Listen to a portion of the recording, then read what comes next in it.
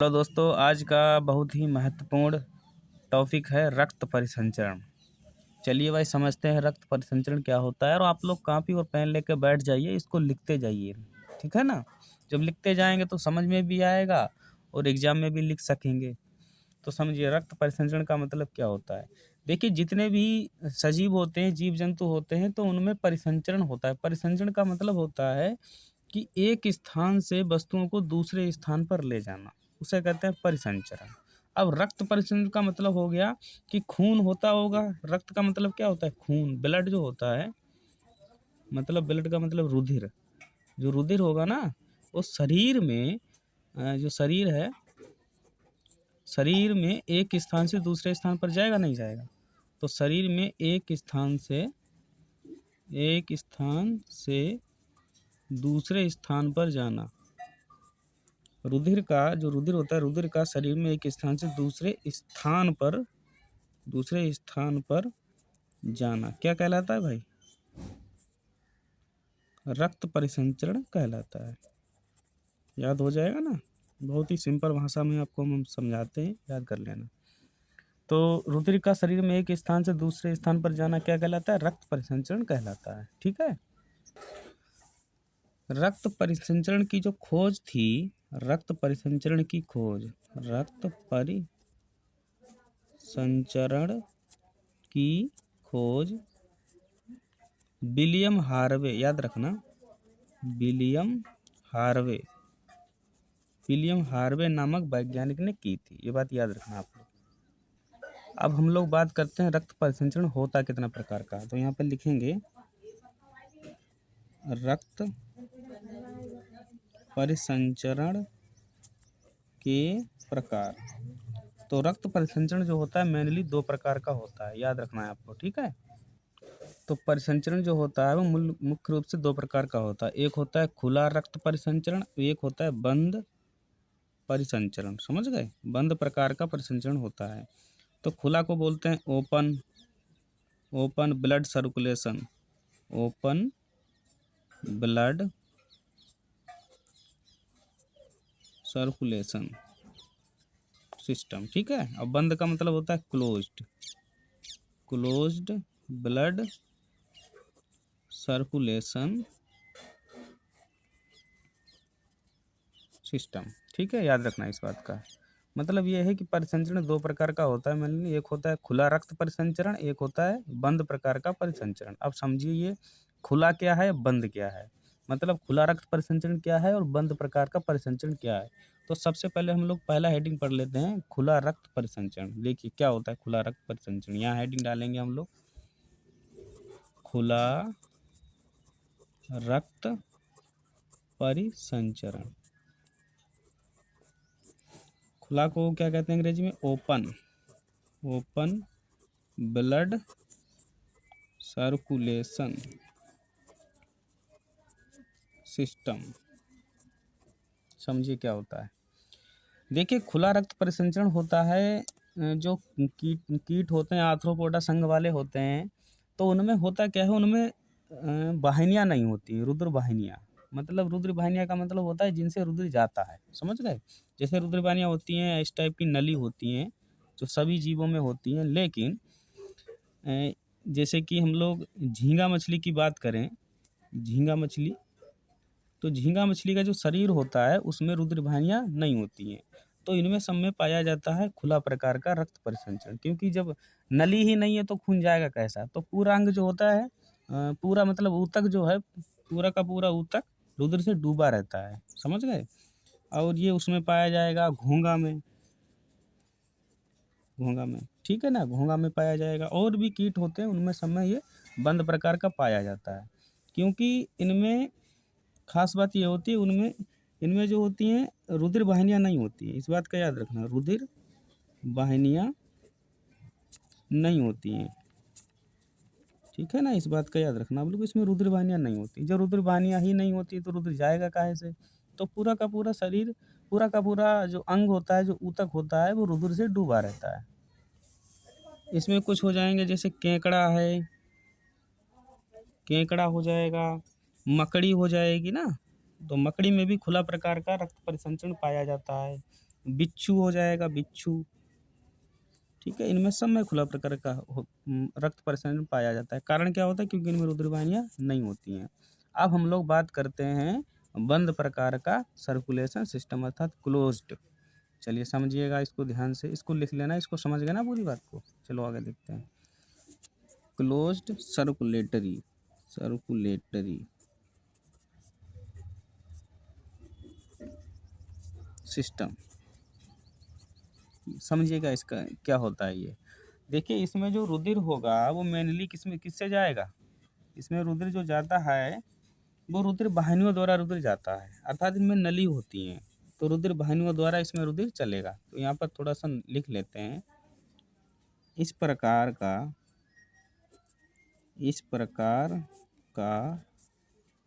परिसंचरण रुधिर वाहिनियों द्वारा होता है। रुधिर वाहिनियों द्वारा होता है, समझ गए ना? रुधिर वाहिनियों द्वारा होता है। इसमें रुधिर हृदय तक ले जाने के लिए कोई ना कोई नसें होती हैं, और वापस शरीर में लाने के लिए, हृदय से वापस शरीर में लाने के लिए किसी भी प्रकार की नसें होती हैं। तो शरीर में जिनमें नसें पाई जाती हैं उनमें सब में बंद प्रकार का परिसंचरण पाया जाता है। जिनमें जिनमें नसें पाई जाती हैं, नसें किसमें पाई जाती हैं? देखिए सबसे पहले तो हम लोग लिख लेते हैं मनुष्य में नसें होती हैं नहीं होती हैं? अपने हाथ में देखिए नसें हैं कि नहीं है? तो ये हो गया बंद प्रकार का, क्योंकि ये नसों के द्वारा खून जाएगा तो बंद जाता है ना, बंद होकर के खून एकदम। तो इसमें गाय लिख सकते हैं ना, कुत्ता लिख सकते हैं, और पक्षी में भी पाया जाता है बंद प्रकार का परिसंचरण। याद रखना इस बात को, क्योंकि इनमें सब में क्या पाई जाती हैं? रुधिर वाहिनियाँ पाई जाती हैं। अब हम लोग पढ़ते हैं रुधिर वाहिनियाँ होती कितने प्रकार की हैं। देखिए समझिए रुधिर वाहिनियों के प्रकार के बारे में। रुधिर वाहिनी से पहले हम लोग देख लेते हैं रक्त परिसंचरण तंत्र के भाग। समझ गए? रक्त परिसंचरण तंत्र के भाग। तो यहाँ लिख लेते हैं रक्त परिसंचरण के तंत्र के भाग 3 होते हैं। एक होता है रुधिर, इसको अंग्रेजी में कहते हैं ब्लड, समझ गए? और एक होता है रक्त वाहिनियाँ, जिनसे खून बहता होगा या रुधिर या तो हृदय में जाता होगा या हृदय से शरीर में जाता होगा, उन्हें कहते हैं रक्त वाहिनियाँ। और दूसरा होता है हृदय। ये परिसंचरण तंत्र के भाग हैं। याद रखना आप लोग, परिसंचरण तंत्र के कितने भाग होते हैं? 3 भाग होते हैं। रुधिर होता है, रक्त वाहिनियाँ होती हैं, हृदय होता है। तो देखो रुधिर तो हम आप लोगों को अलग से पढ़ाएंगे, समझ गए? उसमें लिख लेना है। इसमें ज़्यादा मेनली लिखना यही है कि इसमें हीमोग्लोबिन पाया जाता है, ये देखने में लाल होता है। हीमोग्लोबिन पाएगा तो लाल होगा ही। इसमें आरबीसी होती हैं, डब्ल्यूबीसी होती हैं, प्लेटलेट्स होती हैं, प्लाज्मा होता है। ये सब अलग से पढ़ा देंगे। तो सबसे पहले हम लोग बात करते हैं आज रक्त वाहिनियों की। तो देखिए रक्त वाहिनियाँ जो होती हैं वो कितने प्रकार की होती हैं? 3 प्रकार की होती हैं, समझ गए? यहाँ पर लिखेंगे हम लोग रक्त वाहिनियों के प्रकार, रक्त वाहिनियाँ आज पढ़ेंगे। तो रक्त वाहिनियाँ 3 प्रकार की होती हैं, समझिए। एक होती है धमनी, धमनी को कहते हैं आर्टरीज। सिराएँ को कहते हैं वेन्स। और एक होती है केशिकाएँ, केशिकाओं को कहते हैं कैपिलरीज, समझ गए? अब धमनी क्या होती है? अपने शरीर में देखिए जो मोटी होती हैं धमनी होती हैं, सिराएँ महीन होती हैं, केशिकाएँ उससे भी ज़्यादा महीन होती हैं, दिखाई नहीं देती हैं, समझ गए? बहुत रेशे के समान होती हैं, बिल्कुल बारीक। तो समझते हैं धमनी क्या काम करती है, सिराएँ क्या काम करती है, केशिकाएँ क्या करती हैं। तो सबसे पहले समझते हैं हम लोग धमनी के बारे में, समझ गए? देखिए जो धमनी होती हैं ये मुख्य रूप से मोटी होती हैं, समझ गए? कैसी होती हैं? मोटी होती हैं। और दूसरी बात ये है ये लाल रंग की होती हैं, लाल रंग की होती हैं, समझ गए? अब सबसे मेन बात ये है कि मान लो अगर बेटा ये हृदय है, सीधी सी बात है, ये मान लो हृदय है, थोड़ा हमने बना दिया है, मोहब्बत वाला हृदय है ये ठीक है ना? मोहब्बत वाला हृदय, हार्ट है। अगर यहाँ ये हृदय पंप करेगा तो ये नली मान लो निकली हुई है यहाँ पर, ये इसी के अंदर तो शरीर में होता ही है। तो ये लगातार खून जाएगा, किस में जाएगा? शरीर में जाएगा, समझ गए ना? हृदय जब पंप करेगा तो खून कहाँ जाएगा? शरीर में जाएगा। तो जिनसे जाता है खून, जिनसे खून शरीर में जाता है हृदय से, हृदय जब पंप करेगा तो जिन नलियों से जाता है शरीर में रुधिर, उन्हें कहते हैं धमनी। ये एक बात याद रखना, हृदय से रुधिर कहाँ जाएगा? शरीर में। तो जिनसे जाता है उन्हें क्या बोलेंगे? धमनी, ठीक है ना? दूसरी बात है इनमें कोई कपाट नहीं होते हैं, कपाट नहीं होते हैं। कपाट का मतलब ये होता है कोई रुकावट नहीं होती बीच बीच में। जैसे ये नाला मैंने बनाया है, इसमें कोई भी रुकावट बीच में नहीं होती, बिल्कुल खाली। यहाँ पंप किया है, एकदम बहुत स्पीड से रुधिर जाएगा, कहाँ जाएगा? शरीर में जाएगा।